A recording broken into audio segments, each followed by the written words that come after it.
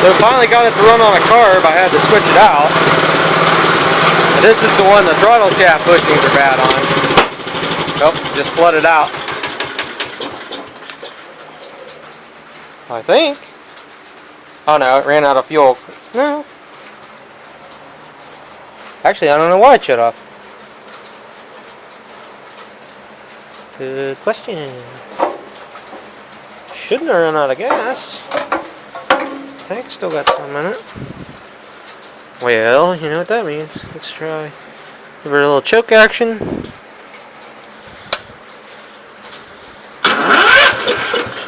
Yep, must run out of gas.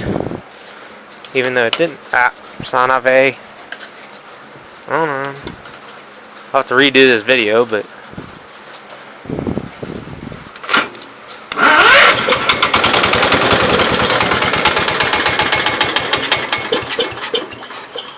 You guys see how loose that throttle shaft is?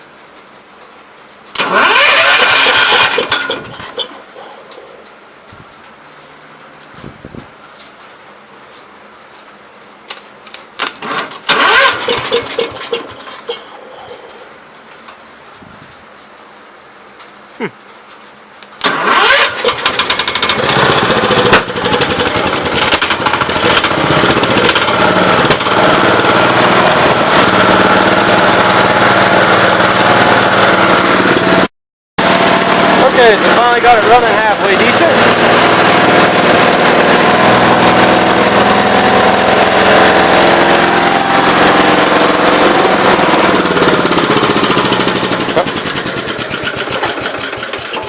And then it decides to flood out. Yep. I swear it keeps getting dirt in under the seat or something, and that's why it screws up. It runs really good, and then it goes along and floods. It did that with both carbs, which is weird. It's unusual to get two carbs doing the same thing, but I'm thinking they're getting rust flakes or dirt coming out of this metal fuel line. So I might just change that out. Let's try turning it back over, see if we can get it to unflood and start.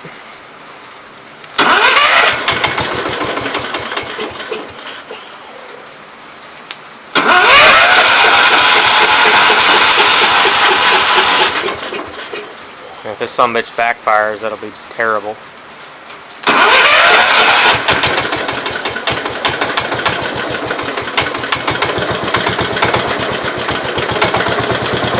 It'll start up, it'll run for a minute, and it'll clear the crap out from underneath the seat.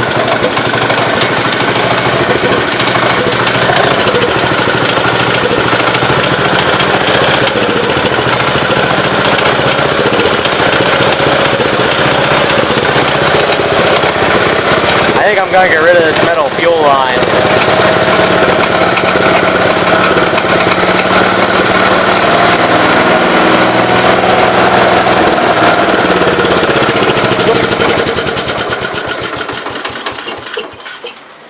Yeah, it did it again, so.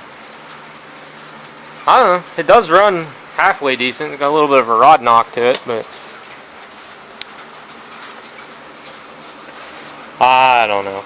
It's irritating when you have a carb that keeps doing this. I've tried two different carbs and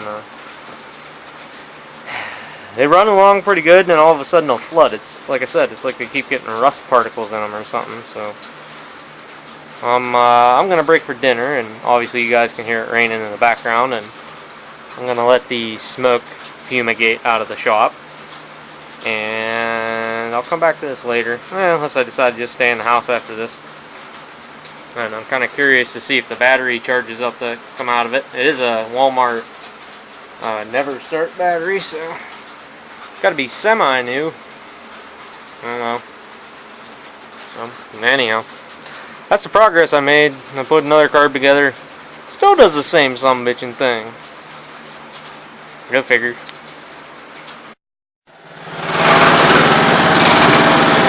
Now I got it running halfway decent. Does have a little bit of a rod knock. And the trans does work. It does go back too. I just got to be careful while I run nothing over, but does kind of function, but I think the motor is definitely going to need a rebuild. So I don't know, I'm going to let it sit here and run, see if the smoke clears up, but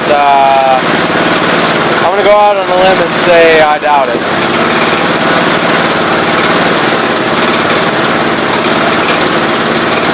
What's weird to me is it doesn't smoke, and it does smoke.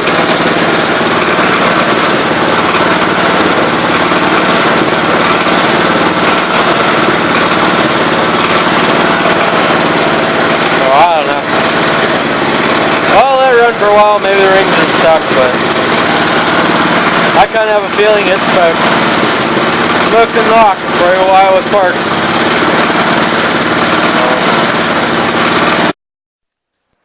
So guys, after getting the motor running, although I'm not real sure how much further I'm going to go with this thing, but I at least want to get it so it's drivable. And the steering in this thing is a mess. I don't know if you guys can... I think you guys... let me brace you against the frame there. See, the whole steering gear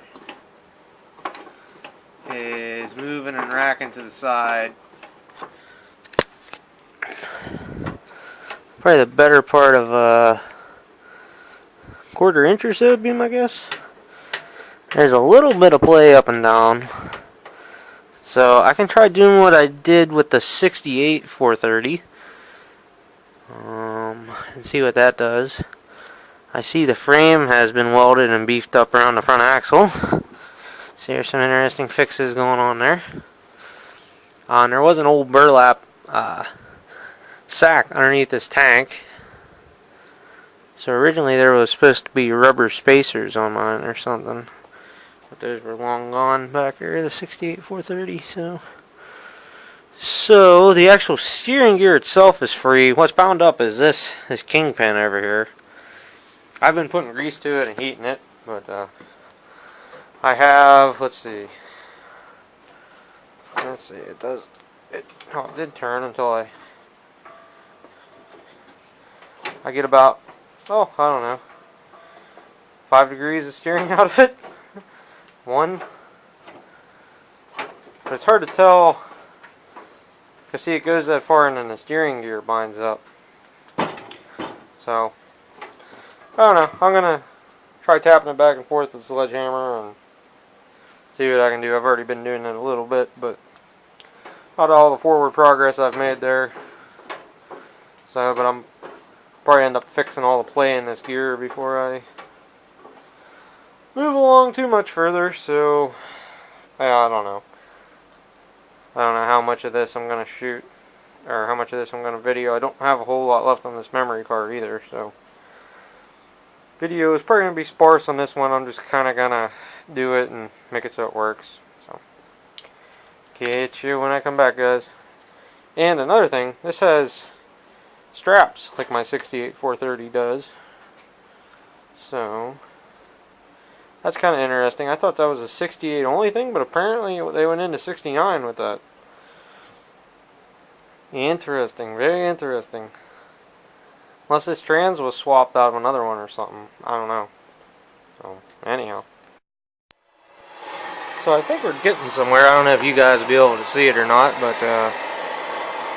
see it bubbling and smoking up around the kingpin there. I think we're finally starting to get the grease heated up. I have the grease fitting out. Alright, I better make sure this tire is not getting too hot. I think the tire is okay. Alright, let me start paying attention to this a little bit more here.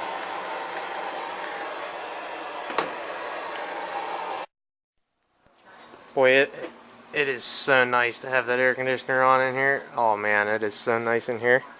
Anyhow, I'm going to do the same thing to the 69 432 steering gear that I did to the 68 430. I'm going to grind this down and basically replace it with Yay washer, but this already had one thin shim on top, I'm thinking somebody tried this trick, but they put the washer... Oh no, they put the washer on top, but they ground off of the top. You need to grind off the bottom. So I am going to go get my grinder, grind some off of this, and then after lunch I'll show you how it turned out.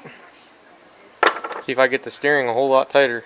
It actually wasn't terrible. The grease fitting was missing, so I put another grease fitting in it. And the tie rod ends were rusted pretty good. And I got the one kingpin moving. It moves. It's stiff still, but it moves. With some use, it'll loosen up. But I don't know how much use this tractor is going to get. I'm just going to get it to a point where it'll run and drive. To drive it around, and need a starter, solenoid, and electrical, and I'll put a key switch in it just to put it in it. So, okay, guys, I'll get back to you guys after lunch. So I got the steering all put back together. Everything works. It's still, this kingpin over here is still a little bit tight, but it's working. So, you know, if I can drive it, see what the clutches and the trans and everything act like. So basically what I'm going to do, I already kind of started doing this. I'm going to pick up my tools, pump up the tires.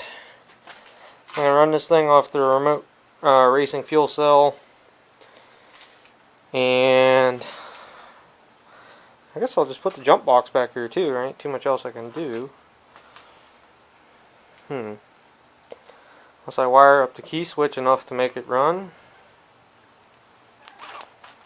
I could do that. I don't really want to put any more time into this thing. I'm just gonna semi-reassemble it and then put it back together, drive it around some, and put it out in the consideration pile just because the motor has issues. And I got a tractor show to prep for. It's Wednesday night, so I got to do some work on some machines that I want to go, like the 74 812 and 424. I think I want to take, and the 66 C10. I think I would like to go. So, and an L. I don't know what L I want to take. It'd be nice to take an L with a brush hog on it, but unless I start the 44 or the 57. I could take the Ungrateful Navy L. Take it there to show. I don't know. We'll see. I was debating about just taking the 44, but it takes up a lot of room with the rotary plow on. So anyhow, maybe I'll go over to the tank garage and grab something out of there, clean it up. I gotta clean them up is the big objective, and make sure they'll run. So, all right, guys, let me get this prep to get out of the shop here, and then I'll set you guys up and let you watch. Okay, I did run the wires to a new key switch and stick it in the dash. Obviously, I don't have a starter solenoid in this or anything, so that'll just be merely for convenience. I can shut it on and off from up there. Got my racing fuel cell on. Still redneck wiring, and I'm gonna go for broke and just see how she works. I don't know how much time I have left on this camera, but it's like 10 minutes or something. So here we go. Okay, I have 18 minutes total, so let's try this, see what happens. I haven't actually tried it with the key switch yet.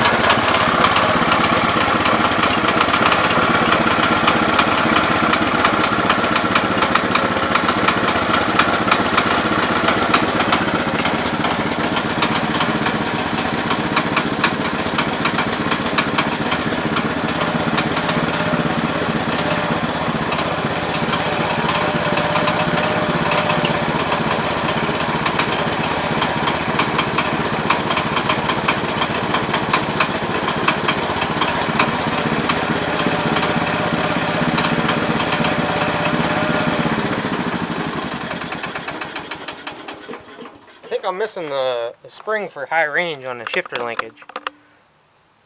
So let me go. There's an extra spring on the 424. Let me see if I can find that, and I bet you that's where that spring goes. Okay, trying to figure out where my field of view is. From maple tree to maple tree. Okay, so I put that spring on there. While I don't think it's the right spring, it does seem like it makes it makes the linkage move in high range.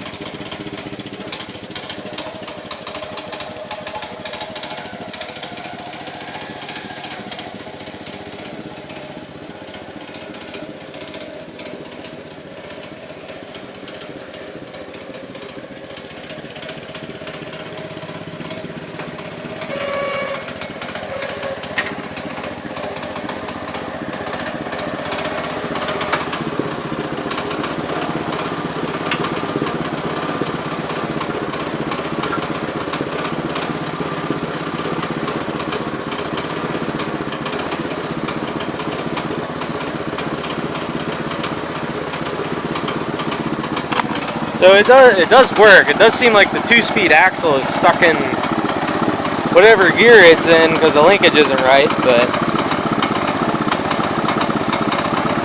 this motor sounds pretty bad. I think it would sound better if it had a different carb on it. This is that carb that has a bunch of play in the throttle shaft, so it's not helping matters. But transmission seems alright. Steering and everything works, so basically I'm going to put this thing away and it'll be a project for another day, guys. So thanks for watching. Catch everybody in the next one. Later. Let me get a hammer and knock that back in high gear, and then I'll do one last final drive. Okay, one last time.